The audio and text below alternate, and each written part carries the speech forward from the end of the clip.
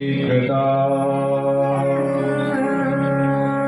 राधा भक्ति हरि ज्ञानम ताभ्यं यच समन्विता तां श्री भागवती गाथा वंदे युगलरूपिणा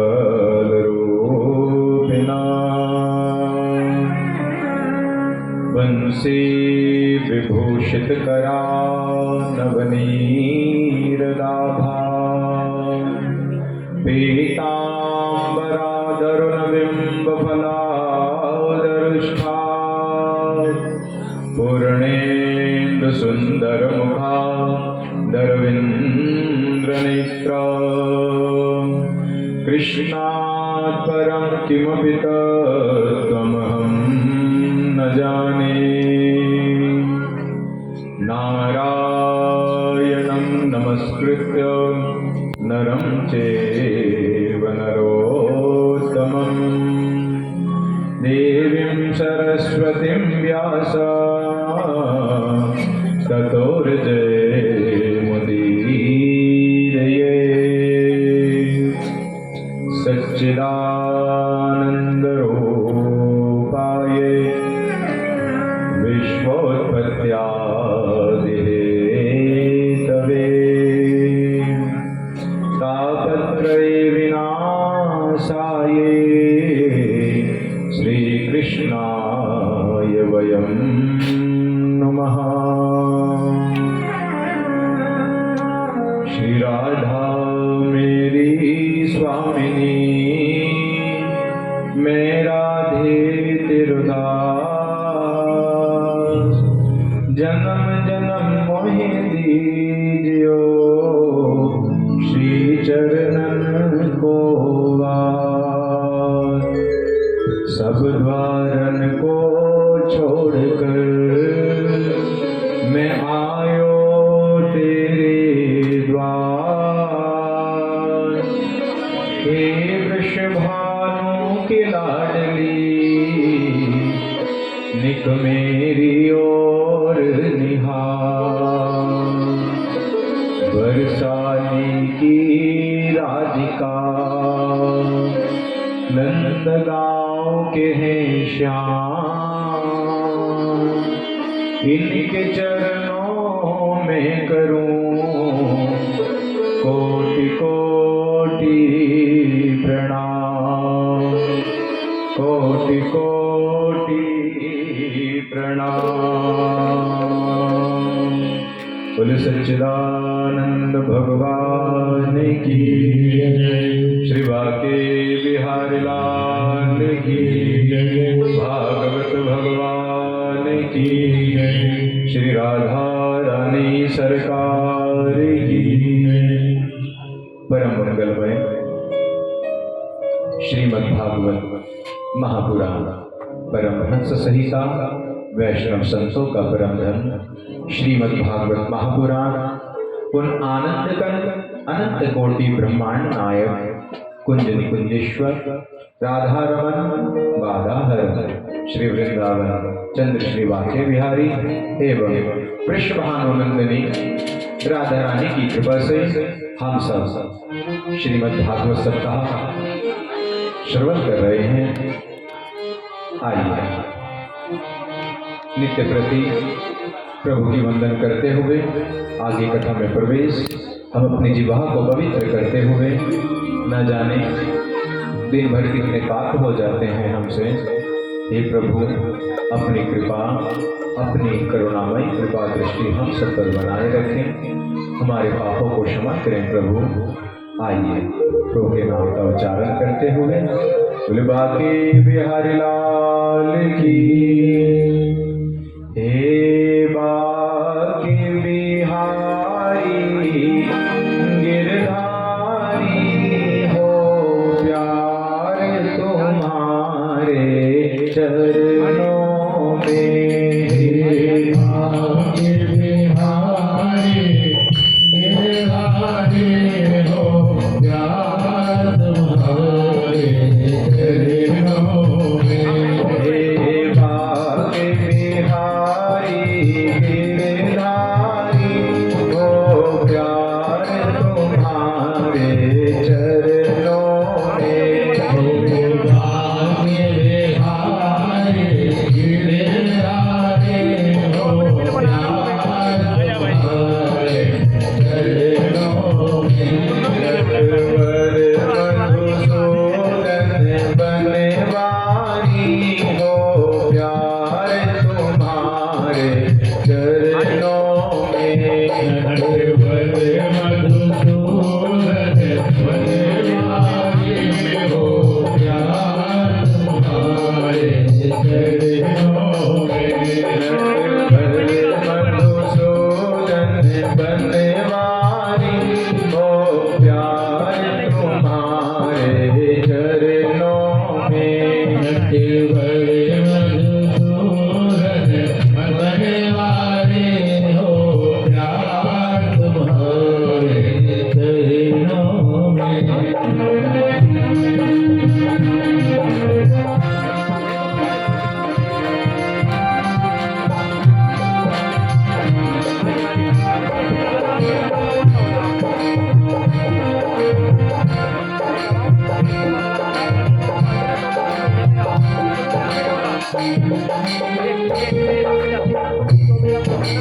मैं दुख में रहूं या सुख में रहूं कांटों में रहूं फूलों में रहूं मैं दुख में रहूं या सुख में रहूं कांटों में रहूं फूलों में रहूं मैं दुख में रहूं या सुख में रहूं कांटों में रहूं फूलों में रहूं मैं दुख में रहूं या सुख में रहूं कांटों में रहूं फूलों में रहूं मैं घर में रहूं या वन में रहूं हो प्यार तुम्हारे चरणों में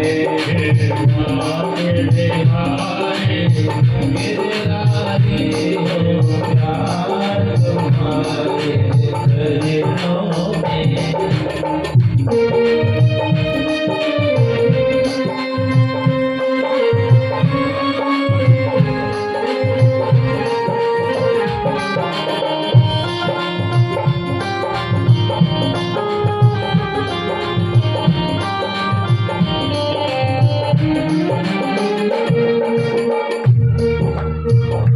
मैं जग से उब चुका मोहन और सबको परख लिया मैंने जग से उब चुका मोहन और सबको परख लिया मैंने जग से उब चुका मोहन और सबको परख लिया मैंने जग से उब चुका मोहन और सबको परख लिया मैंने अब शरण तिहारी गिरधारी हो प्यार तुम्हारे चरणों में गिरधारी गिरधारी हो प्यार तुम्हारे चरणों में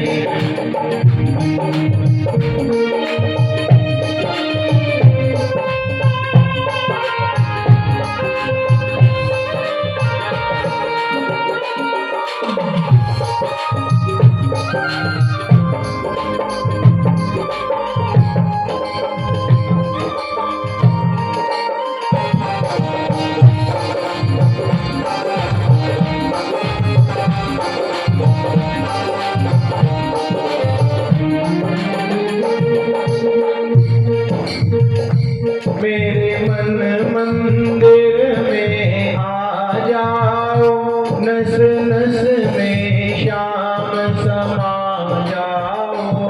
मेरे मन मंदिर में आ में श्याम समा जाओ, मेरे मन मंदिर में आ जाओ, नस नस में श्याम समा जाओ, मेरे मन मंदिर में आ जाओ, नस नस में श्याम समा जाओ, नस नस में श्याम समा जाओ, नस नस में श्याम समा जाओ।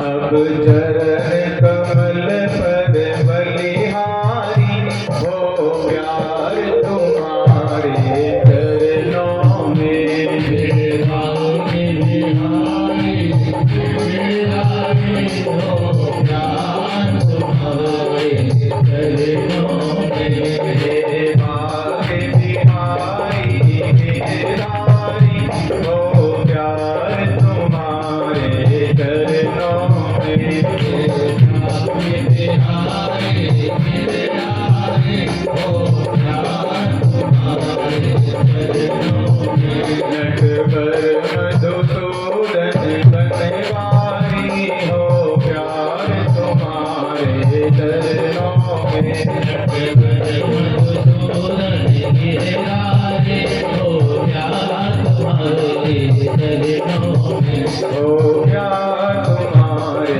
चरणों में, हो प्यार तुम्हारे चरणों में, हो प्यार तुम्हारे चरणों में, तुम्हारे चरणों में।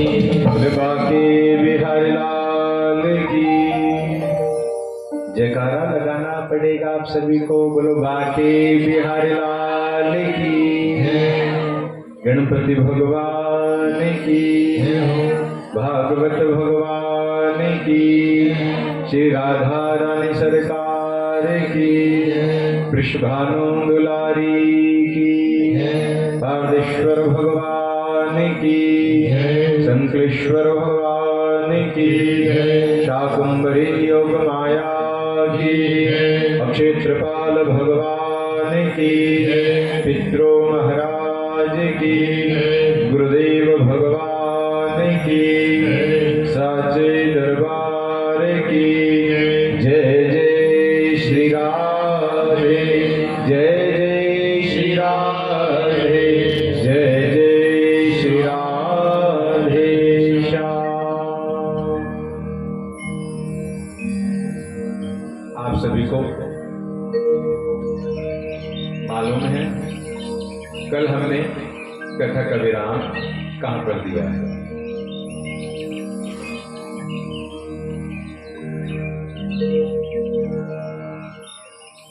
कल सुखदेव जी का हमने आगमन भी किया है। राजा परीक्षित का जन्म हो गया, धीरे धीरे वो बड़े हो गए, राज्य संभालने लगे। उनके राज्य में कलयुग, उसको भी 4 स्थान दिए गए। 5वां स्थान उसके कहने पर स्वर्ण में दिया गया।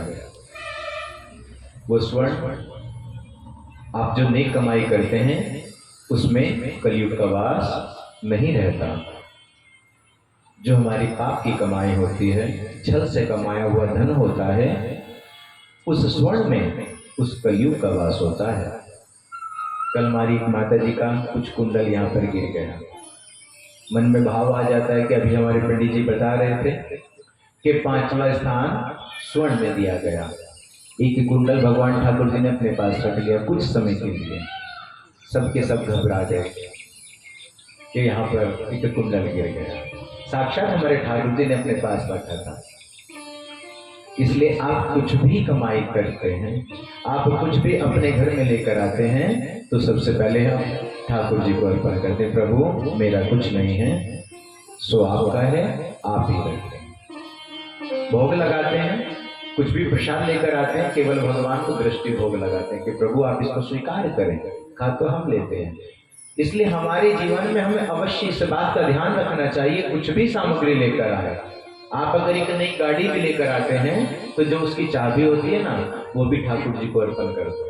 तो ठाकुर जी आपकी गाड़ी आ गई, ठाकुर जी कौन से चलाने आ गए, चलाते तो हम सब हैं, आनंद तो हम लेते हैं उसका। तो आइए आज की कथा में प्रवेश करते हुए राजा परीक्षित, उनको श्राप लगा है। राजा परीक्षित को श्राप लगा है कि 7वें दिन आपकी मृत्यु होगी। आप सब जानते हैं हम सबकी मृत्यु कब होगी, इन्हीं 7 दिन में होनी है। 8वां दिन बना ही नहीं है। इतवार आता है तो सोमवार, सोमवार के बाद मंगल, बुध, बृहस्पति, शुक्र, शनि और फिर से घूमकर वही इतवार आ जाता है। इन्हीं 7 दिन में सबकी मृत्यु होती है। लेकिन राजा परीक्षित ये कह सकता है कि 7 दिन से पहले मेरी मृत्यु नहीं होगी। राजा परीक्षित जी ने अपने बड़े पुत्र जन्मेजय उनका राज्याभिषेक कराया और राज्याभिषेक कराने के बाद में वो इस अपने महल से निकल गए हैं। और कहां पे गए हैं आप सब जानते हैं, शुक्रताल में। किसी प्रकार का वो राजा महाराजा थे, चाहते तो अपने 2-4 टर्क भरवा लेते कि भाई मेरे वस्त्र भी रख दो, जितनी मेरी सामग्री जो प्रयोग में आती है वो सब रख दो। जिस प्रकार से हम कहीं भी जाते हैं, अगर हम शुक्रताल में जाते हैं तो सुबह से शाम तक की अच्छी योजना बनाकर जाते हैं कि सुबह का ब्रेकफास्ट भी पैक कर दो, लंच भी पैक कर दो, और अगर रात्रि में लेट हो गए तो रात्रि का भी भोजन पैक करके ले चले। वस्त्र भी 2-4 जोड़ी चाहिए। आज वो शुक्रताल की ओर आ रहे हैं। सबने पूछा, रे राजा परीक्षित आप यहाँ पर शुक्रताल में बहुत बड़े बड़े संत महात्मा ऋषि सब वहां पर उपस्थित हैं, आप यहाँ पर आपका आगमन क्या बात है? कहते प्रभु क्या बताएं, मुझसे अपराध हुआ है और मुझको श्राप लगा है, 7 दिन में मेरी मृत्यु हो जाएगी। तो आप तो राजा महाराजा हैं, आपके पास तो धन दौलत बहुत है, आप कुछ ऐसा उपाय करें, ब्राह्मणों को बुलाएं, महामृत्युंजय मंत्र का जप कराएं, मृत संजीवनी कराएं। ये साक्षात भगवान की जो मृत संजीवनी है, अगर कोई वेंटिलेटर पर भी लेटा होता है तो हम इस मंत्र का अगर जप कर रहे हैं या कराएं तो वो भी उठकर खड़ा हो जाता है। उन्होंने कहा नहीं, मुझे इन चीजों की आवश्यकता नहीं है, कोई ऐसे संत मिल जाए जो मुझको मार्ग दिखा दे। आज वो ऐसा सोच रहे हैं। वहां पर सब ऋषि बड़ी बड़ी उम्र वाले हैं, न जाने कितने हजार वर्ष ऐसे वहां पे ऋषि बैठे हैं, लेकिन किसी से भी उनकी शांति नहीं होती। सबने अपने अपने उपाय बताए, आप ये सब कार्य करो, लेकिन उनको कहीं भी शांति नहीं मिली। इतने में हमारे सुखदेव जी महाराज का आगमन हो गया। सुखदेव जी महाराज 16 साल की उम्र वाले छोटे से बालक चले आए हैं। सब ऋषियों ने देखा, संतों ने देखा, सब के सब खड़े हो गए और खड़े होकर उनको प्रणाम किया। बोले सुखदेव जी महाराज की जय। आज उनको प्रणाम किया, गुरुदेव प्रणाम। आज मन को बड़ी शांति मिली है। राजा परीक्षित बड़ा सुंदर सा आसन बिछाया, और आसन बिछाकर हमारे घर भी संत महात्मा आते हैं, ब्राह्मण आते हैं, तो सर्वप्रथम हमें क्या करना चाहिए? आते ही हमें उनके चरण धुलाने चाहिए। कि बड़े भाग्य से, सौभाग्य से हमको ऐसा अवसर प्राप्त होता है कि संत महात्मा, ब्राह्मण, देवता साक्षात भगवान के रूप हैं, साक्षात भगवान के रूप हैं, और आज ये आए हैं। तो राजा परीक्षित ने यही किया, सुंदर सा आसन बिछाया उनके लिए, आसन बिछाकर उनको विराजमान किया।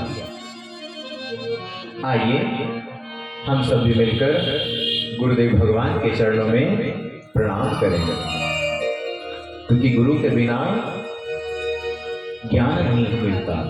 तो आइए हम सभी मिलकर गुरुदेव भगवान के चरणों में प्रणाम करें। करता करे न कर सके, पर गुरु किए सब हो। सात दीप अखंड में गुरु से बड़ा न कोई।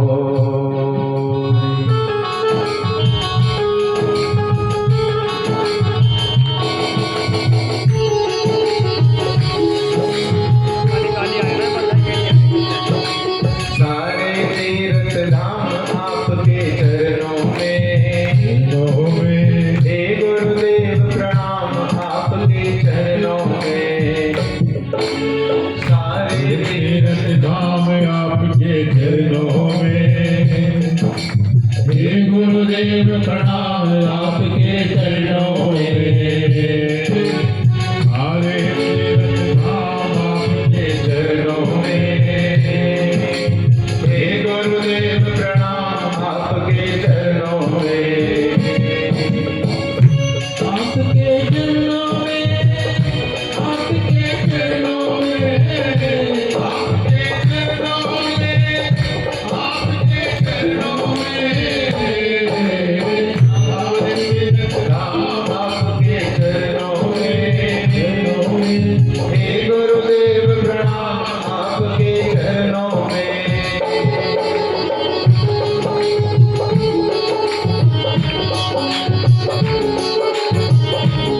सारी सेवा करते हुए जय हो।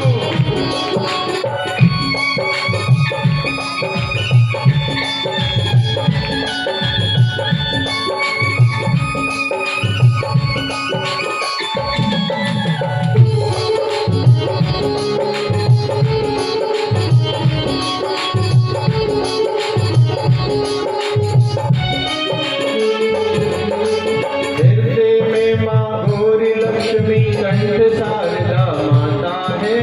हृदय में माँ गौरी लक्ष्मी कंठ शारदा माता है। हृदय में माँ गौरी लक्ष्मी कंठ शारदा माता है। कंठ शारदा माता है, कंठ शारदा माता है। जो भी मुख से वचन कहे वो वचन सिद्ध हो जाता है। वचन सिद्ध हो जाता है, वचन सिद्ध हो जाता है। हे गुरु ब्रह्मा हे गुरु विष्णु, हे गुरु विष्णु हे गुरु ब्रह्मा हे शंकर भगवान आपके चरणों में। चरणों में, हे गुरुदेव प्रणाम आपके चरणों में। चरणों में। सारे तीर्थ धाम आपके चरणों में, चरणों में। हे गुरुदेव प्रणाम आपके चरणों में। गुरुदेव भगवान की।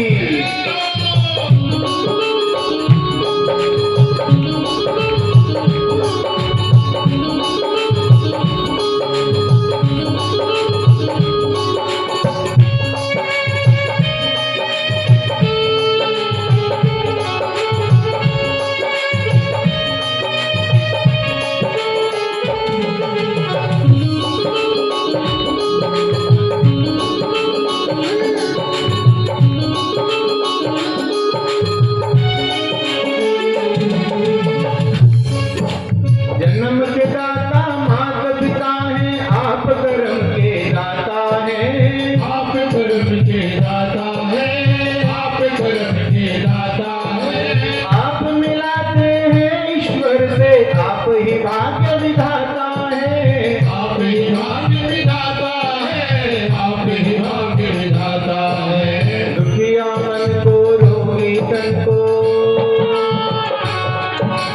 दुखिया मन को रोगी तन को मिलता है आराम आपके चरणों में। चरणों में, हे गुरुदेव प्रणाम आपके चरणों में। चरणों में। सारे तीर्थ धाम आपके चरणों में।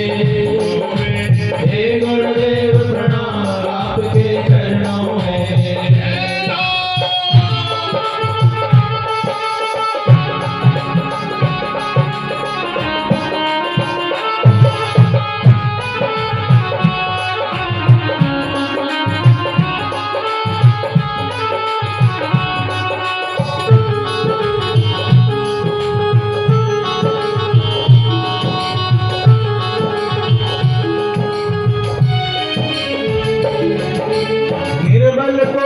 बलवान बना दो, मूर्ख को गुणवान प्रभु।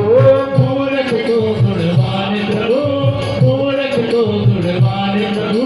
देव कमल और बंसी को भी ज्ञान का दो वरदान प्रभु। ज्ञान का दो वरदान प्रभु, ज्ञान का दो वरदान प्रभु। हे महादानी, हे महाज्ञानी, हे महादानी, हे महाज्ञानी, रहूं मैं सुबह शाम आपके चरणों में। चरणों में, हे गुरुदेव प्रणाम आपके चरणों में। चरणों में, सारे तीर्थ धाम आपके चरणों में। चरणों में। राजा परीक्षित जी ने गुरुदेव भगवान को प्रणाम किया। गुरुदेव, हम आपको प्रणाम करते हैं। दंडवत प्रणाम किया गुरुदेव भगवान को। जैसे ही गुरुदेव के प्रणाम किया, प्रणाम करने के बाद राजा परीक्षित जी ने कहा, प्रभु गुरुदेव भगवान, मुझे श्राप लगा है कि आज से 7वें दिन तक शकनाग मुझे डस लेगा और मेरी मृत्यु हो जाएगी। प्रभु, मुझे ऐसा उपाय नहीं चाहिए कि मैं जीवित रहूं और कई वर्ष जीता रहूं। केवल इतना बताएं कि 7 दिन में मुक्ति का क्या उपाय है, मुक्ति कैसे हो। श्री सुखदेव जी बड़े ही प्रसन्न हुए। मैं आपकी इस प्रश्न से बड़ा प्रसन्न हूं। आपने केवल अपने लिए नहीं, ये सभी के लिए प्रसन्न किया है कि मुक्ति का उपाय क्या है। जीने का उपाय नहीं पूछा कि प्रभु मैं जीवित कैसे रह सकूं।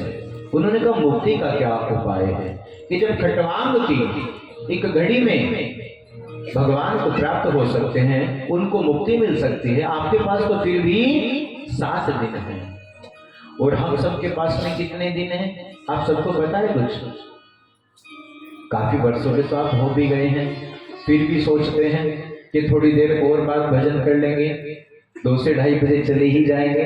अभी तो 3रा ही दिन है, 7 दिन की है कथा। तो ऐसा होता है, मन में विचार आ ही जाता है हमारे। तो सुखदेव जी महाराज कहते हैं मैं आपको इसका उत्तर अवश्य दूंगा, आपको इसका सार बताऊंगा मैं आपको। तो सुखदेव जी महाराज कहते हैं सबसे पहले 2 प्रकार की मुक्ति होती है, एक तो सद्य मुक्ति और एक कर्म मुक्ति। हम जैसे कर्म करते हैं ऐसा ही फल हम सबको प्राप्त होता है। और दोष किसको देते हैं हम कि प्रभु हमारी तो सुनता ही नहीं है। जब हम अच्छे कर्म ही नहीं करते तो प्रभु हमारी कैसे सुनेंगे। और एक सत्य मुक्ति कैसी होती है कि साक्षात भगवान के नारायण के चरणों में हमारा ध्यान बना रहे, नित्य प्रति भगवान की सेवा, उठते बैठते खाते पीते चलते फिरते जो भी आप कर रहे हैं भगवान का भजन करते हुए कर रहे हैं। कर्म अच्छे होंगे तो परमात्मा हमें अच्छी मुक्ति भी देंगे, फल भी अच्छे प्राप्त होंगे हमें। और कर्म हमारे अच्छे नहीं होंगे तो मुक्ति कैसे प्राप्त हो सकती है। आज के समय में हर किसी को मोक्ष प्राप्त नहीं होता। आप देखते हैं भारतवर्ष में न जाने नित्य प्रति नित्य दिन कितनी मृत्यु होती है और किसी किसी की तो लाश भी नहीं मिल पाता, ऐसी भी मृत्यु हो जाती है। तो भगवान से केवल क्या प्रार्थना कर ली है हम सबको कि प्रभु हम आज हैं कल रहे ना रहे, तो प्रभु बस अपनी कृपा बनाए रखना, आप अपने चरणों में हम सबको स्थान प्रदान करना। हम जीते जी अपने लिए भी और जो हमारे भूलोक में पितृदेव हैं उनकी प्रसन्नता के लिए भी हरि का भजन करें।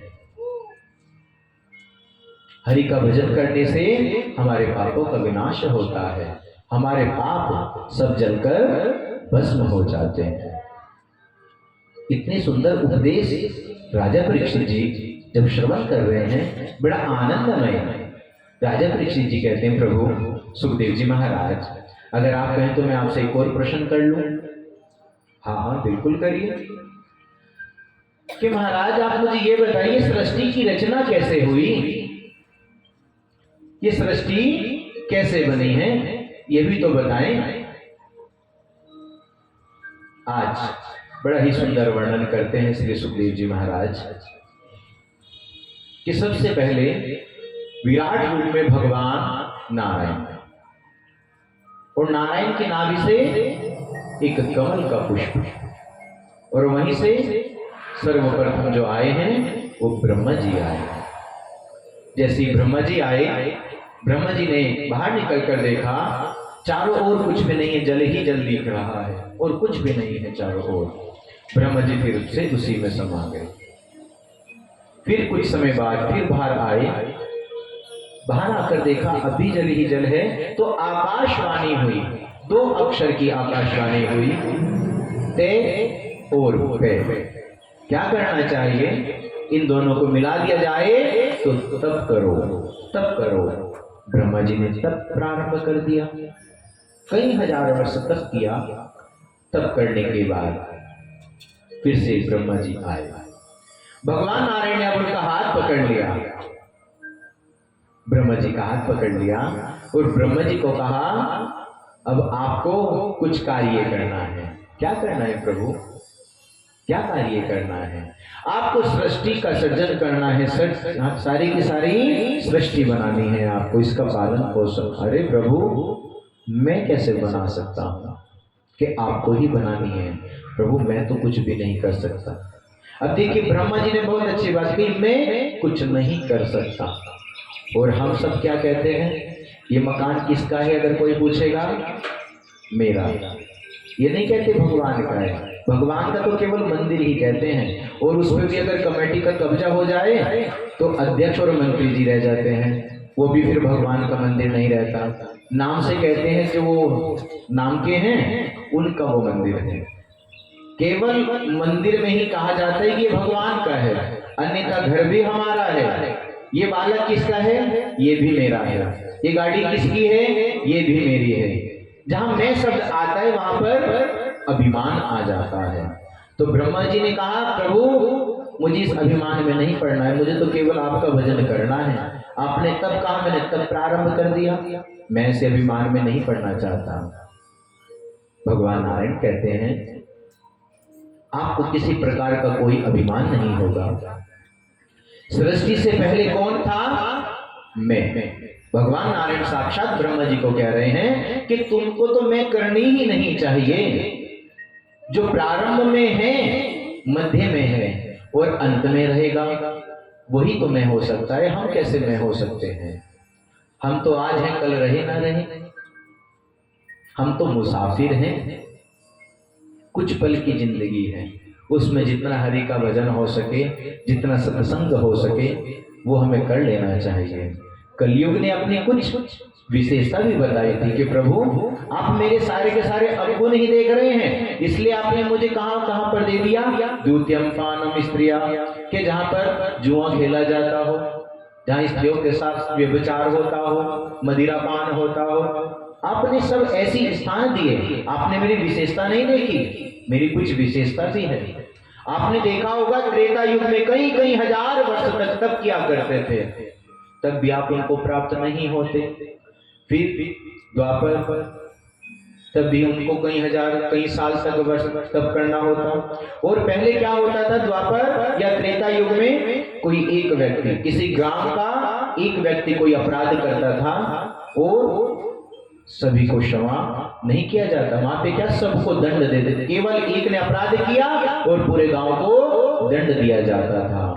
यहाँ पर क्या होता है? कलयुग ने कहा प्रभु मेरी यही विशेषता है, जिसने अपराध किया केवल उसी को दंड दिया जाता है, सबको नहीं दिया जाता। और भगवान जो कई कई हजार वर्ष में प्राप्त होते थे, अब केवल भजन करने से, कीर्तन करने से वही प्रभु हम सबको प्राप्त हो जाते हैं। कई हजार वर्ष तप करने की आवश्यकता नहीं है। आप 2 से 5 आते हैं, बस केवल हरि का भजन करो, आपको यही प्रभु की प्राप्ति हो जाएगी। कई हजार वर्ष आपको तप करने की आवश्यकता नहीं है। तो कलयुग ने ये अपनी विशेषता बताई कि प्रभु मेरे अंदर ये विशेषता है। तो आज ब्रह्मा जी को कहा गया कि आप सृष्टि का विस्तार करें। अब हमारे बड़ों की जो आज्ञा होती है, आज्ञा का पालन हम सबको करना चाहिए। अब तो थोड़ा सा समय बदल गया है, कोई बच्चे मना भी कर देते हैं, आप अपने आप कर लो, हम नहीं करेंगे। लेकिन उस समय ऐसा नहीं होता था। तो यहाँ पर सृष्टि का विस्तार बताया गया है। सृष्टि सबसे पहले यहाँ पर कहा जाता है कि प्रभु ने ब्रह्मा जी के अंश से सनकादिक ऋषि आए हैं। ये सनकादिक ऋषि कौन है? आपने प्रथम दिवस में सुना था, सनत, सनंदन, सनातन और सनत कुमार जी। ये 4 भाई हैं। आज जैसे इनको प्रकट किया गया तो ब्रह्मा जी ने कहा, भाई जल्दी जल्दी बड़े हो जाओ, फिर आपको सृष्टि बनानी है। आप सृष्टि बनाने की बात करते हो, हमें नहीं इस चक्कर में पड़ना है, हम इस झंझट में नहीं पड़ना चाहते। आप कहते हो बड़े हो जाओ, हम तो अपने आप को श्राप दे देते हैं कि 5 वर्ष क्या, हम तो सब 5 वर्ष के भी नहीं होना चाहते। तो केवल 5 वर्ष के, आज भी वो 5 ही वर्ष के दिखते हैं, और वो तो भजन करने के लिए चले गए हैं बद्रीनाथ जी। और आज का समय ऐसा आ गया है कि हमारे बालक ही कभी कभी कह देते हैं, हमारा भी ध्यान कर लिया करो, क्या अपने आप ही आनंद में। तो यहाँ पर सनकादिक ऋषि चल पड़े हैं। फिर पुनः भगवान ने कहा, रे ये तो चले गए। बड़ा क्रोध आता है जब बड़ों की बात बालक नहीं मानते। तब ब्रह्मा जी की प्रकृति से भगवान महादेव आए हैं। महादेव को कहा गया, भोलेनाथ आप ही सृष्टि का पालन, उत्पत्ति करें, जो आज्ञा। अब आप सब जानते हैं भोलेनाथ ने क्या क्या जीव, कैसे कैसे, बिच्छू, सर्प, सारे के सारे विषैली जितने भी हमारे हैं, ये सारे के सारे कहां पर रहते हैं विषैली? ये सारे के सारे पर्वतों पर रहते हैं। भोलेनाथ ने ऐसी सृष्टि की उत्पत्ति करनी प्रारंभ कर दी। अब ब्रह्मा जी ने कहा, बस रुक जाओ, आप ये क्या कर रहे हैं? हमने तो कहा है कि सृष्टि हमें बनानी है, बढ़ानी है, आप तो सारे के सारे विशाले, ये सब के सब जहर भरा है इनके अंदर। कहने लगे, मुझको तो ऐसा ही आता है, इससे बढ़कर मुझको कुछ और नहीं आता, मैं तो इन्हीं से प्रेम करता हूँ।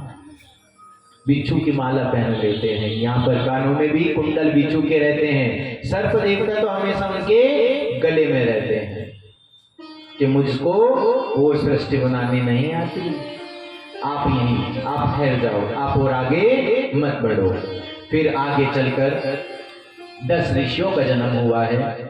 10 ऋषियों में सर्वप्रथम मरीचि, अत्रि, अंगिरा, दुलिस, पृथु, भृगु, वशिष्ठ, दक्ष, नारद और अपनी वाणी से कन्या रूप में सरस्वती को प्रकट किया है। फिर ब्रह्मा जी ने अपनी छाया से कर्दम ऋषि जी को प्रकट किया है। अपनी छाया से कर्दम ऋषि जी को कहा गया, आप सृष्टि का पालन करें, सर्जन करें। कर्दम ऋषि जी कहने लगे, मैंने इसलिए जन्म नहीं लिया है, मैं तो भगवान का भजन करूंगा। और हम सब क्या कहते हैं, अभी तो हमारा समय, अभी तो ये बालक है, अब इसको कथा में नहीं लेकर जाना, इसका ट्यूशन छूट जाएगा। कहीं बाहर जाते हैं, शादी में जाते हैं, चाहे 5 से 7 दिन का ट्यूशन छूट जाए, कोई आपत्ति नहीं। लेकिन हम कभी भी कथा में, कीर्तन में, भजन में कहीं अपने बालकों को नहीं लेके आते। क्यों? कि पढ़ाई का नुकसान हो जाएगा। आप सब जानते हैं शिक्षा कहां पर मिलती है? विद्यालय में। संस्कार कहां पर मिलते हैं? घर पे मिलते हैं।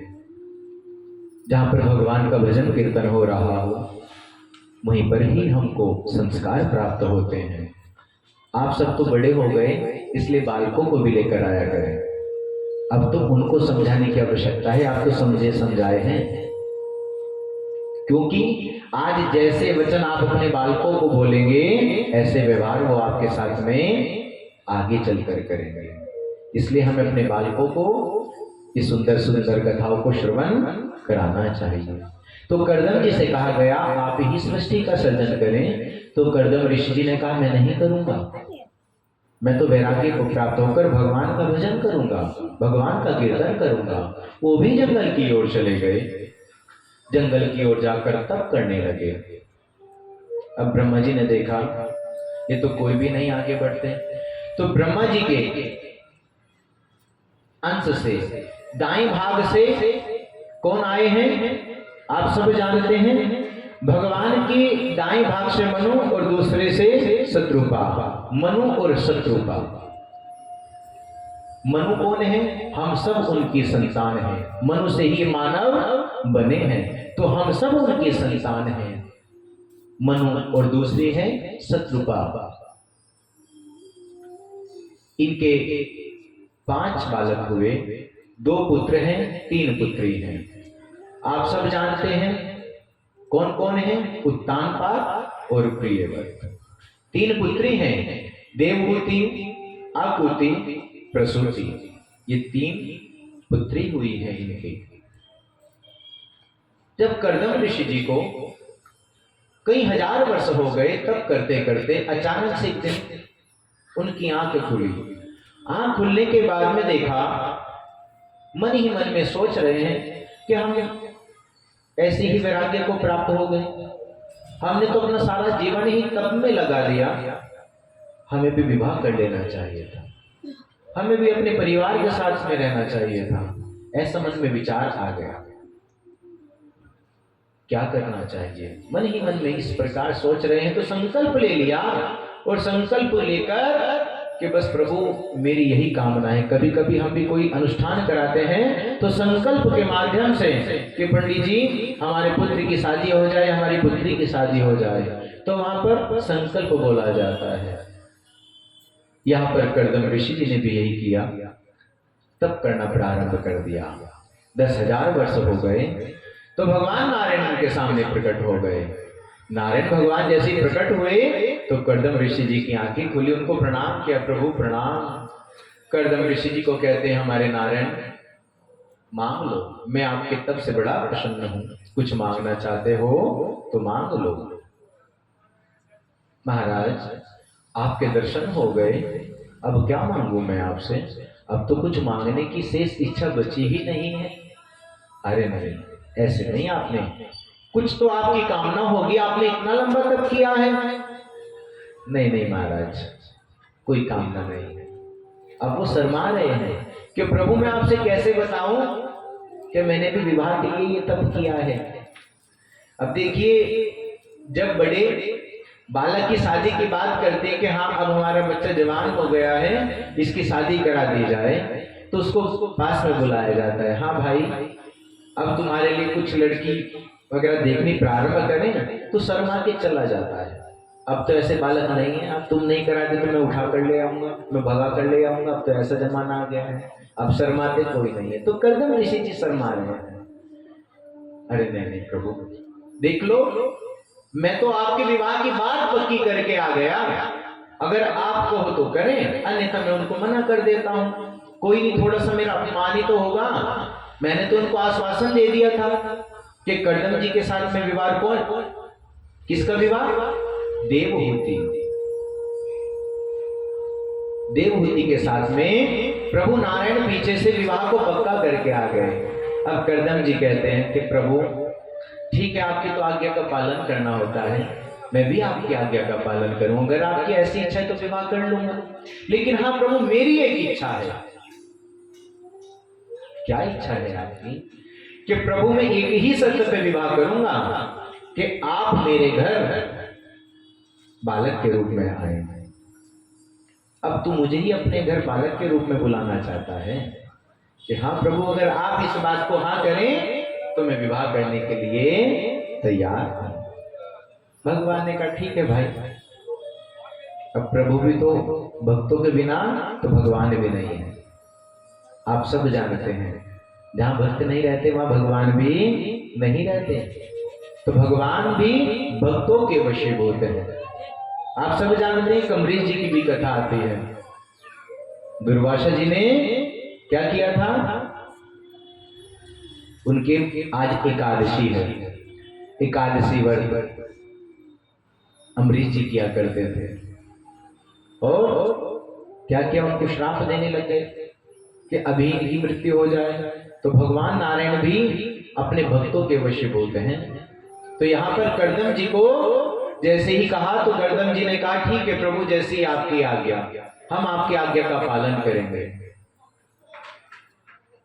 अब मनु की पुत्री राजा महलों में रहने वाली कि दासी उनके आगे पीछे खड़े रहते और विवाह किसके साथ पक्का हुआ है? कर्दम ऋषि जी के साथ में, जिनकी छोटी सी कुटिया है एक जंगल में और वहां पर भी इतने जीव जंतु रहते हैं। कहीं पर गड्ढा बनाकर चूहे रह रहे हैं, वहीं पर घोंसला बनाकर पक्षी रह रहे हैं और उनका विवाह उनके साथ कर दिया गया। ये पुराने जमाने की बातें हैं। आज के समय में अगर हमने अपनी कन्या का विवाह किसी के साथ कर दिया और उसको जरा सी भी तकलीफ हो जाती है तो तुरंत फोन करके कहती है, पापा आप तो बात करते थे कि वो इतने बड़े लोग हैं, वो तो मुझको अच्छे से रख भी नहीं पाते। तुरंत शिकायतें लगाने प्रारंभ कर देते हैं। आप सब जानते हैं कि आज के समय में घर बहुत टूट रहे हैं। उसका कारण कुछ हम भी अपने आप से है। ये जो फोन होता है ना, ये अच्छा नहीं है।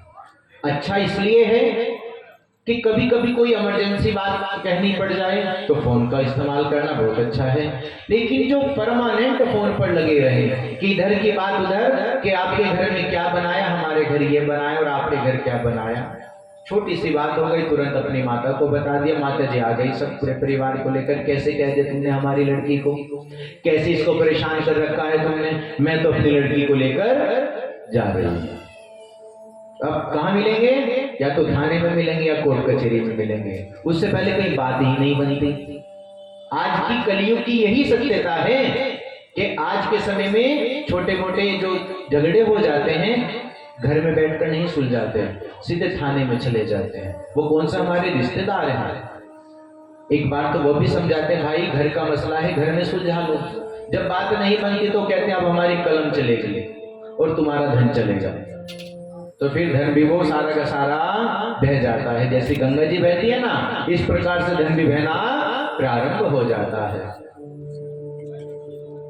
तो जैसे ही देवहूति जी का विवाह हो गया, घर पे आई, देखा अरे प्रभु कहाँ विश्राम किया जाए, कहाँ पर रहा जाए, कि ये छोटा सा आसन है, यहीं मैं सोता हूँ और यहीं आप सो जाएंगे। चलिए अच्छा, अब हमारा विवाह हो गया, अब मैं थोड़ा सा भगवान का जप कर लूं। अब देखिए हम जैसा भी कार्य करते हैं उसी में हमारा मन लगता है। वो तो मन में आ गया कर्दम जी के, तो अब कर्दम ऋषि जी जप करने के लिए, तप करने के लिए घर से बाहर बैठ गए और ऐसी समाधि में बैठे के 40 वर्ष ही बीत गए उनके। जब 40 वर्ष बीत गए, वहां तो देवहूति प्रतीक्षा कर रही है कब ये जागेंगे, ये कब इनकी ध्यान से उठेंगे और कब जाके हम इनके आगे की बातें करें। वो भी बिल्कुल वृद्ध हो गए।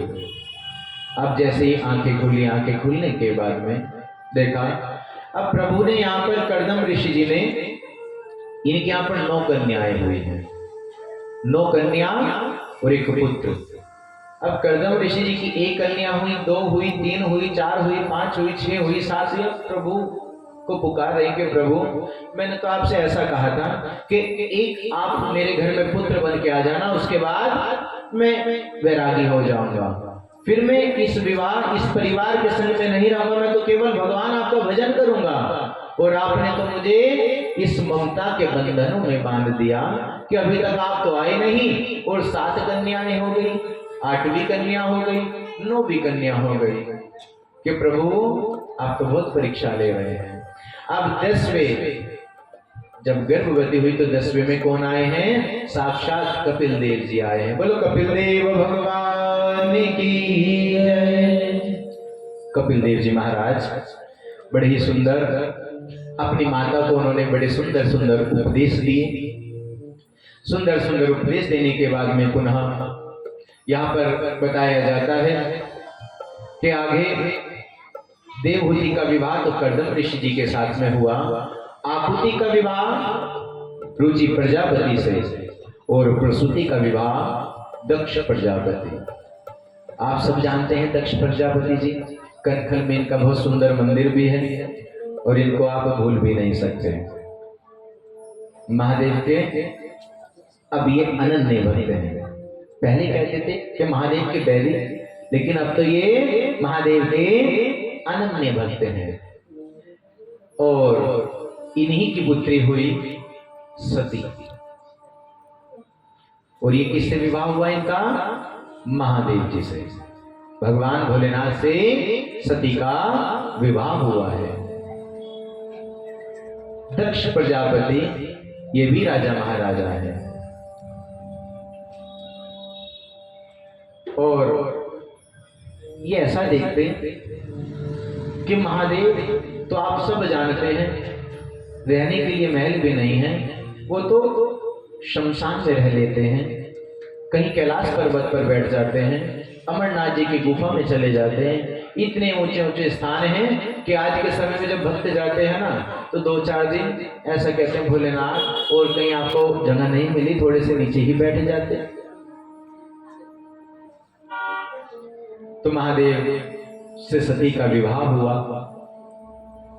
दक्ष प्रजापति महादेव से बहुत बैर किया करते थे, आप सभी जानते हैं। त्रेता युग में जब भगवान श्री राम और सीता जी का हरण रावण करके ले गया, तो वहां पर आप सब जानते हैं कि प्रभु श्री राम अपनी सीता को ढूंढ रहे थे। महादेव के मन में विचार आया कि अगर ये सती ने देखा तो सती कहेगी ये श्री राम ये भगवान है क्या? तो उनको कर्दम ऋषि जी यहाँ पर कहते हैं कि उनको शंभु ऋषि जी की कुंभज ऋषि जी के यहाँ पर लेकर चले गए। और कहाँ पर? कि राम कथा वहां पर चल रही है और भगवान शंकर के जो आराध्य हैं, जो गुरु हैं, वो भगवान श्री राम को मानते हैं। तो आज उनके आश्रम में गए हैं और वहां पर जाकर आश्रम में उनको प्रणाम किया। एक बार त्रेता युग माही, एक बार त्रेता युग माही, शंभु गए कुंभज ऋषि भाई, शंभु गए कुंभज ऋषि भाई, संग सती जग जननी भवानी,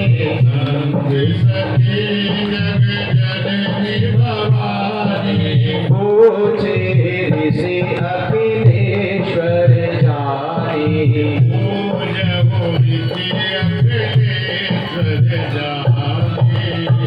जैसे ही आज ऋषिवर के आश्रम में गए तो ऋषि जी खड़े हो गए। खड़े होकर भोलेनाथ को प्रणाम किया और भोलेनाथ को आसन दिया। भोलेनाथ ने कहा कोई बात नहीं, आप राम कथा को प्रारंभ करके रखें। अब मां सती के मन में इस प्रकार का विचार आया, अरे भोलेनाथ तो कहते थे वहां चलकर राम कथा को श्रवण करेंगे, जो मेरे स्वामी को देखकर खड़े हो गए वो क्या राम कथा सुनाएंगे? अभिमान आ जाता है और यही अभिमान हमारे पतन का कार्य है। पतन हो जाता है जहां अभिमान आ जाता है। साक्षात सती है वो, लेकिन उनके मन में अभिमान आ गया कि जो मेरे स्वामी को देखकर खड़े हो गए ये क्या कथा को सुनाएंगे हमको। अब कथा जैसे ही विराम हुई तो भोलेनाथ अब आगे बढ़े हैं। आगे बढ़कर देखा कि सती उनके साथ में चल रही है, तो एक सामने से देखा कौन आ रहे हैं? प्रभु श्री राम आ रहे हैं। और वो क्या खोज रहे हैं? वो तो सीता की खोज में निकले हैं। और जैसे ही भोलेनाथ ने देखा, जय सच्चिदानंद जय जग पावन,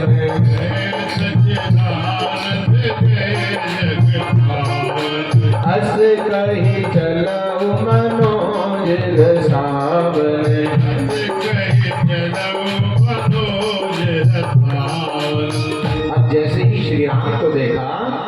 जय सच्चिदानंद। अरे आप इनको कैसे सच्चिदानंद कह रहे हैं? आपको देखकर तो बड़े बड़े ऋषि खड़े हो जाते हैं और आप इन्हें सच्चिदानंद कह रहे हैं। हाँ, ये मेरे प्रभु श्री राम है, मैं नहीं मानती। स्त्रियों की भी एक हट होती है, वो कभी कभी अपनी हट पे आ जाए ना, बस मैं इस बात को नहीं मानती। आप तो ऐसा हट नहीं करती अपने स्वामी के साथ में? कभी कभी आप ही बता दिया करो, हम वहां पर नहीं बताएंगे। वो तो इस समय अपनी अपनी दुकानों पर हैं, इसलिए हम उनको नहीं बताने जाएंगे कि आज आपकी धर्मपत्नी ने हमारी इस बात को हाँ किया है, इसलिए आप भी बता दिया करो, हट पकड़ ली है। भोलेनाथ कह रही है मेरे इष्ट हैं, ये मेरे श्री राम हैं, मैं इनको प्रणाम इसलिए कर रहा हूं। मैं कैसे मान लूं? सोई मम इष्ट देव रघुवीरा, देव रघुवीरा, सेवत जाहि सदा मुनि धीरा, धीरा। ये मेरे इष्ट देव है, मैं इनको प्रणाम कर रहा हूं। उनको विश्वास नहीं हुआ, कहने के चलो कोई बात नहीं, आपको विश्वास नहीं हुआ। कभी कभी हम भी ऐसा कहते हैं, जब तुम्हारी कोई बात समझ में आती नहीं तो तुम चुप बैठ जाओ। तो वो सती को लेकर चले गए हैं और सती को लेकर बैठ गए। अब उनके तो मन में वही बात चल रही है कि मैं नहीं मानती। और श्री राम भगवान क्या कर रहे हैं? वो तो पेड़ पत्तों से सभी से क्या पूछ रहे हैं? हे खग मृग हे मधुकर सेनी,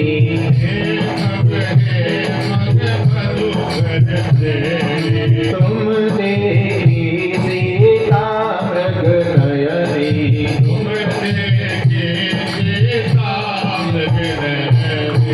हे खग मृग हे मधुकर सेनी, पेड़ पत्तों से पौधों से पूछ रहे हैं कि क्या तुमने कहीं मेरी सीता को देखा है? क्या तुमने मेरी सीता को देखा है? अब तो सती के मन में फिर से प्रश्न उठ गए कि आप कहते हो जय सच्चिदानंद, अगर ये सच्चिदानंद होते तो क्या ये पेड़ पौधों से पूछते?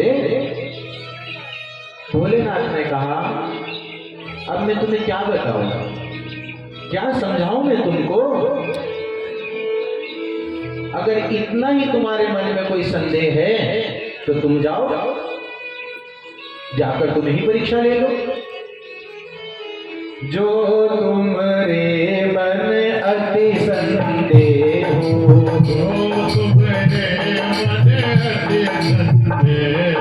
तो दिन जाहि परीक्षा ले हो,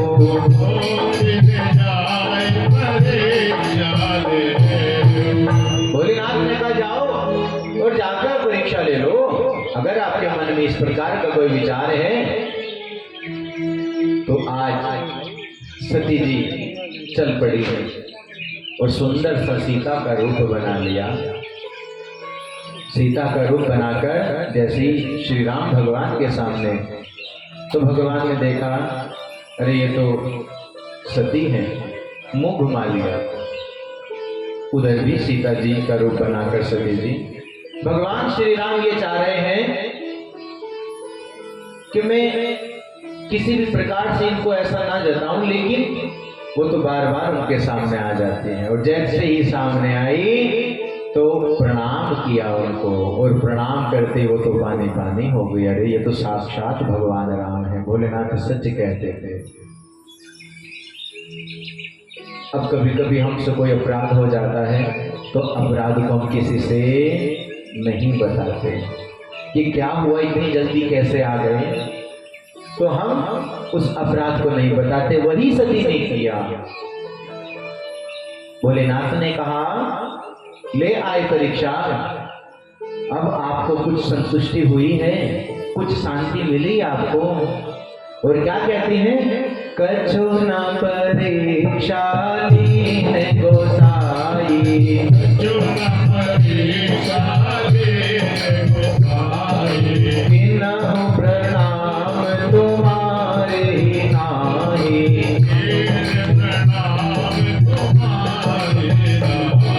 कि प्रभु मैंने कुछ भी परीक्षा नहीं ली, केवल मैं तो प्रणाम प्रणाम करके चले आए। अब प्रभु तो अंतर्यामी है भोलेनाथ, आप सब जानते हैं। अब भोलेनाथ ने जैसी आंखें बंद की, आंखें बंद करके सारा वृतांत देख लिया। रे इन्होंने तो सीता का रूप धारण किया है, मैं जिनको गुरु मानता हूँ अब तो ये मेरी गुरु माता हो गई, अब ये मेरी धर्मपत्नी नहीं रही है।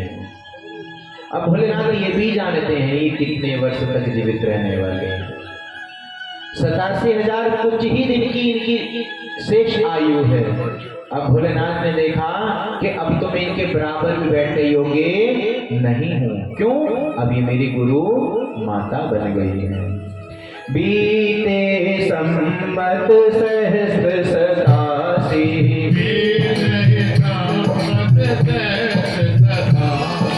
लगे समाधि शंभु अभिनाशी।